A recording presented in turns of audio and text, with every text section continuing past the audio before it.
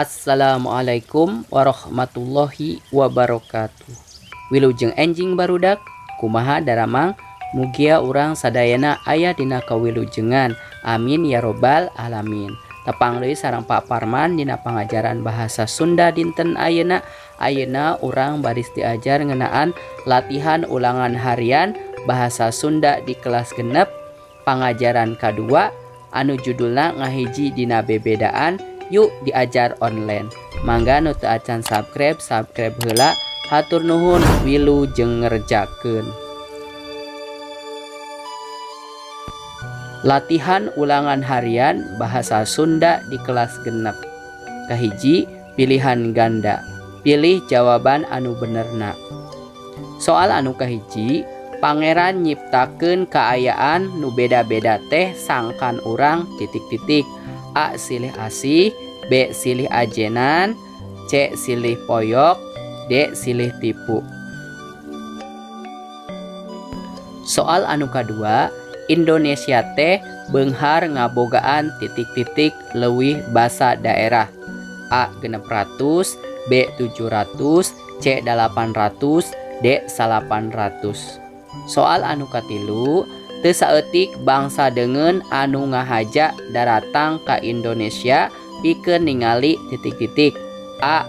Kaendahan alam jeung budaya Nusantara, B. Warga negara Indonesia, C. Seler bangsa Indonesia, D. Jumlah pulau di Indonesia. Soal anu kaopat, moto Bhinneka Tunggal Ika teh hartina titik-titik. A. Bangsa Indonesia teh boga rupa-rupa seler bangsa. B. Bangsa Indonesia boga ribuan pulo. C. Bangsa Indonesia sarua jeung Nusantara. D. Najan rineka tur bineka tapi tetep hiji. Soal anu kalima, di handap ieu kecap-kecap nu ngandung rarangken tukang ing atawa ning iwal kecuali titik-titik. A. Mungguhing, B. Kersaning, C. Ceceting, D. Bakating. Soal anu kagenep, di handap ieu anu lain kalimah aktif nyaeta titik-titik. A.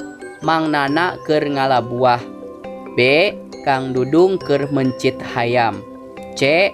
Bapa ngalalauk di balong, D. Jang Adang kacugak paku. Soal anu katujuh, ieu dihandap lain kalimah aktif nyaeta titik-titik. A. Oray diteunggel ku tangkal sampe, B.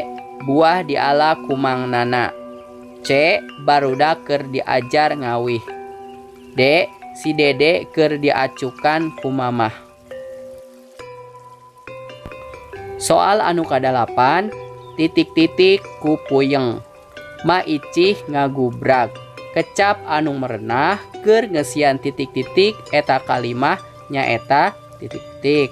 A. Aya, B. Bakating, C. Lamun, D. Najan.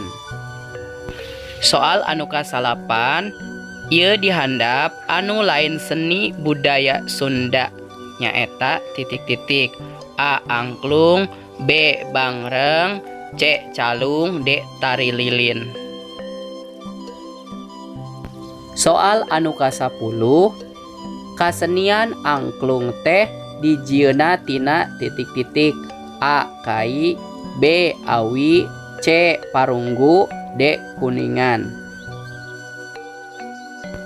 Anu kadua, esei, jawab kalawan singget.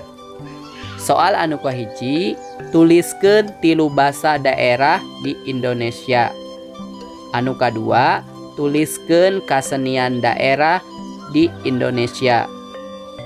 Anu katilu, robah kecap dina jero kurung sangkan merenah. Mang Juned dupak beca basa mentas jalan. Anu kaopat, pek robah jadi kalimah pasif. Kang Wawan keur nyieun langlayangan. Soal anu kalima, jieun kalimah make kecap kersaning. Wilujeng ngerjakeun. Alhamdulillahirabbil alamin.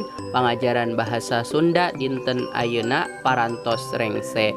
Mugia aya manfaatna. Hapunten bilih aya kalepatan. Sekian, hatur nuhun. Wassalamualaikum warahmatullahi wabarakatuh.